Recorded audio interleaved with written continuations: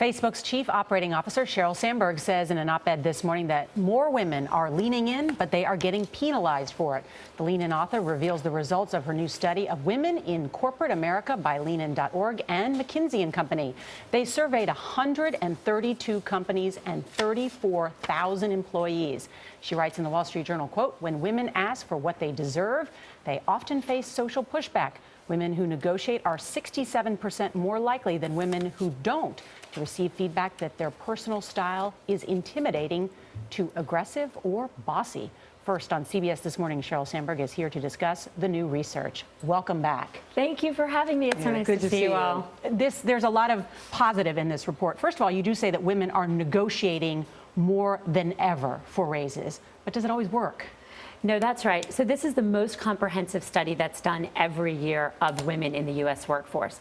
The 132 companies that participated represent over 4.6 million American workers. And so there's some bad news and there's some good news. The bad news is that women are not getting that very critical first promotion to manager at the same rate as men. Men are 30% more likely to get that first promotion into leadership. And that's why we continue to see women underrepresented at all levels. It starts earlier than people think. Now that's for women overall. For women of color, we know it's even worse, and that starts at the beginning too. Now here's the good news. The good news is that this survey for the first time showed that women are negotiating for salaries and promotions at the same rate as men.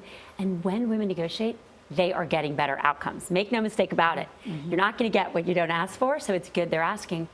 But they are facing some pushback. But why are they penalized, Sheryl, and called bossy or aggressive as opposed to men who are not? Well, it goes to our stereotypes. You know, as human beings, we don't In 2016, that's why I'm fascinated by this. Look, it's deep within us that we process information very quickly. If I'm looking at a lion, by the time I deductively think, tail, fur, running at me, I'm dead. So as human beings, we really are wired to make very snap judgments in according with our expectations. When I see a lion, I run. We expect men, even in 2016, all over the world and still in the United States, to be results focused, organized, get things done. And we expect women to be emotional giving. That's why when a woman negotiates, not on behalf of someone else, but for herself, we instinctively don't like it. And that's why we still, unfortunately, sometimes tell our sons to man up and not cry. Both of those are Shouldn't we stop doing wrong. that? Yes. Yeah. Yes, because we want women to be able to lead and get results and become CEOs. And we want boys and men to be able to be emotional and full caregivers, both in the workplace and at home. And so what do the numbers show about that in terms of how many people are working at home as well, both working outside the home and at the home? Who does that? Well, mostly women. Mostly women are working inside the home. Men, as a percentage of full-time caregivers, are estimated between 4 and 10%. But what's interesting here is that what we're seeing is that women want to be leaders, men want to be caregivers.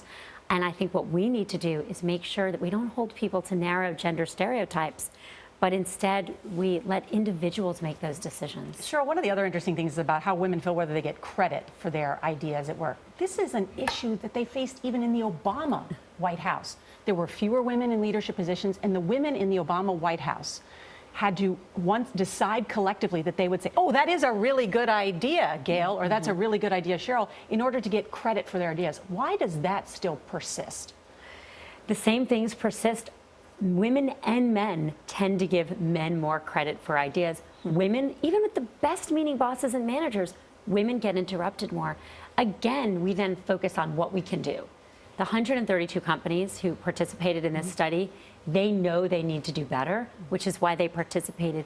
And they know that they're going to outperform their peers and other companies if they get all the diverse voices at the table. If you're a woman, you can interrupt the interrupters, or a man. You know, I'd really like to hear what Gail had to say. And we're seeing more of that happening across workplaces in America. What's that very famous Warren Buffett quote about not having, you know, if you're not using the equal percentage of the population women in the workplace, your company's not going to be doing very well. That's Warren right. Buffett has said that, one of the most successful investors in the world. That's right. He said that his success was owed partially to the fact that he was only competing with half the population. That's right. And he tells companies, That's right. use the full population because that's how you're going to outperform. So why did you want to put this data behind it? Was it you wanted to prove a point, or do you want companies to change, or how is this data being used? Women have been basically 5% or less of the Fortune 500 CEOs for over a decade. And I think we thought that women were making progress, and we were. Let's be clear, it's a lot better than it was in my mother's generation. But really, progress for women at the top of corporate America has stalled out over the last decade. And so what Lean In and McKinsey are doing is we're surveying every single year so that we get a snapshot of that process, so that these companies can hold themselves accountable for the progress they're making, and so that everyone can see what's going on. We are not on a path to change the numbers at the top, because we do not get women getting the same percentages as men into that first promotion. And we also have women in staff roles. Staff roles are really important, but they're not often the roles that get promoted to CEO. So if we want to change the Fortune 500 5%, we're going to have to promote women. We're going to have to get women into the jobs that get those promotions. What's interesting about your study is that you talk to people at all different levels, the top people in the entry-level positions. And I'm curious about the reaction from men to your study. Do they say, we need to do better, we can do better, this isn't right? Well, across the board, people know they need to do better. And obviously, there's a range. There are men and women who are more focused on this issue. But the best performers, from the most entry-level employee to the best CEO as a man, they know that if they can work better with half the population, they're going to outperform their peers. And that's why we're seeing men and women lean in. You are COO of Facebook, so let's talk about Facebook. How's advertising on Facebook? That has been driving some of the profits, right? Well, I'm here in New York for Ad Week, and we're excited to announce today that we have 4 million advertisers. That's up from just 3 million we announced on your show, I believe, in March. So that's real growth. And I think that's because businesses, and this is mostly small businesses, know that people are on their mobile phones. The average US smartphone owner is checking that mobile phone 150 times a day. And for anyone who's a teenager, we know it can be more. That means if you're a business and you want to reach people where they are, you need to be on mobile.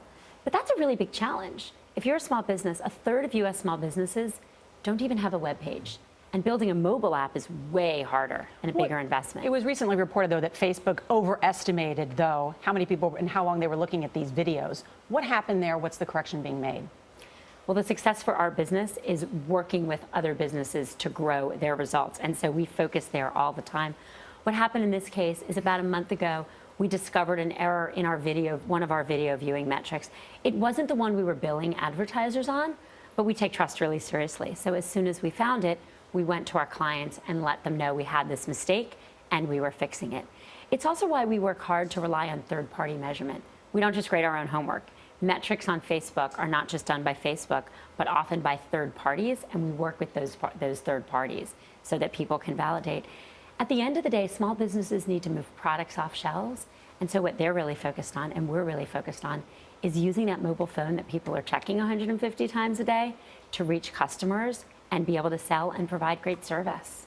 Every time somebody sees you, Sheryl, they say, there she is, she looks good, you feel good. Everybody wants to know, how is Sheryl Sandberg doing? You're doing okay. I'm doing okay. Thank you for You're asking. doing all right. Thank you, Sheryl. Thank you. It's all in the Wall Street Journal. There's a huge section if you want to learn more. Women in the workplace. Thank you, Sheryl. Always good to see you.